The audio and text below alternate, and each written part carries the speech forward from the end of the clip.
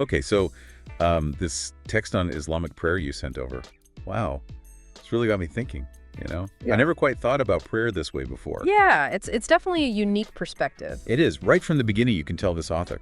They're challenging the conventional understanding of prayer. Absolutely. Instead of just focusing on the rituals and the movements, they're really arguing it's about something much bigger, more transformative even. Yeah. And what I find so fascinating is, they're doing all this by drawing on traditional Islamic thought. Like, right, they're using the Quran, they're using Hadith, all these foundational texts, but then they kind of take them in a direction you don't often see. Right. It's not like they're rejecting tradition entirely. It's more like they're uncovering these deeper layers of meaning, emphasizing personal growth, social responsibility. Like, these things are all extensions of prayer. Yeah. It's like they're saying, okay, forget what you think you know about prayer. Let's really unlock its true potential for changing ourselves and the world around us. Exactly. Like there's this one part where they break down, common words associated with prayer.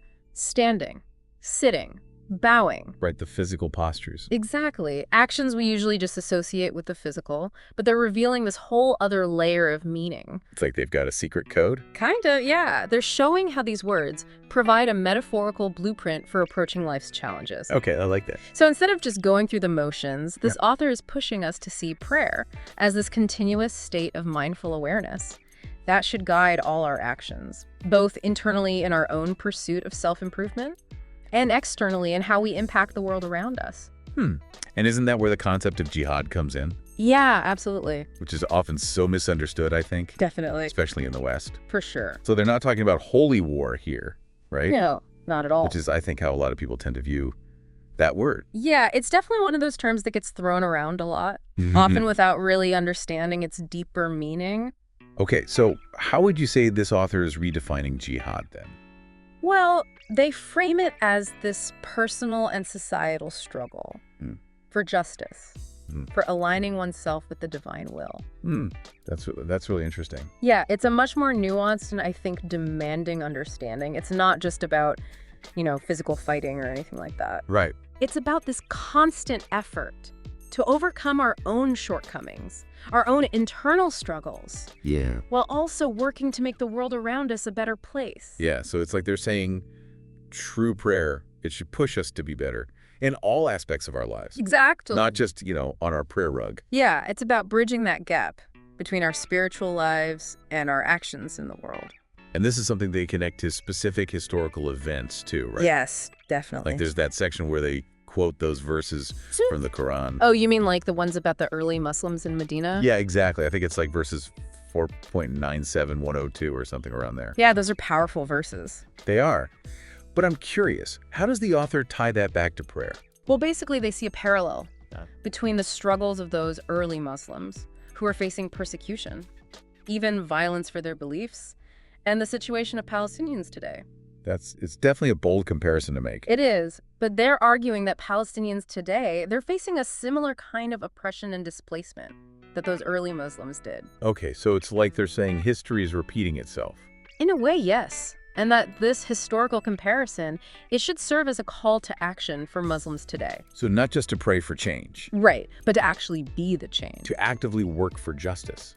Even if it means taking a stand against powerful forces. Exactly. Wow, it's a really powerful message. It is. It challenges us to think about how our faith should be shaping our actions in the world. And I think this ties back to that whole redefinition of jihad too. Absolutely. It's not just about, personal piety. It's about recognizing that our spiritual lives, they have these real world implications. Yeah. And require us to stand up for what we believe in. It's a lived faith. Yeah. Not just something we talk about. Right. It's about action. Bridging that gap between faith and action, which is something I think we all grapple with. For sure. Yeah. So where do we go from here? Because this is where the author really brings it all together, right? Yeah. They really do. It's like they're saying, look, you've prayed, you've reflected on yourself, now go out and live it. Right. It's about embodying those values, not just in words, but in deeds. Yeah. There's this one line that really stuck with me. They say, every promise we make in our prayers, every commitment we make to better ourselves becomes a debt we owe to the divine. It's like we're held accountable. Absolutely. It's not just about going through the motions, It's about that alignment between our inner world and our outward actions. Yeah, and that could feel kind of overwhelming sometimes. Oh, for sure. It's a lifelong journey. Yeah, but it's like, remember how they break down those simple words? You mean like standing and sitting? Yeah, and setting aside. It's like, it's almost like they're giving us a practical roadmap.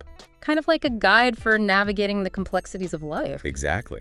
Knowing when to act, when to pause, when to let go. And through it all, remembering that we're serving something greater than ourselves. This whole deep dive has been, I don't know, it's really got me thinking. What about you? What really resonated with you in all of this? You know, for me, it's that reminder, that faith, regardless of what form it takes, should be a catalyst for action. Whether or not you connect with this author's interpretation of Islamic prayer, I think that underlying message is universal. It is. Our beliefs, they should inspire us to make the world a better place. Beautifully put. Beautifully put. And I think that's the perfect note to end on. But before we go, one final thought for you to ponder. Okay. How can we apply this concept of living prayer in our own lives? What does it mean for you to align your actions with your values, to make each day an act of devotion to something bigger than yourself? Keep those questions close. Let them guide you. Until next time.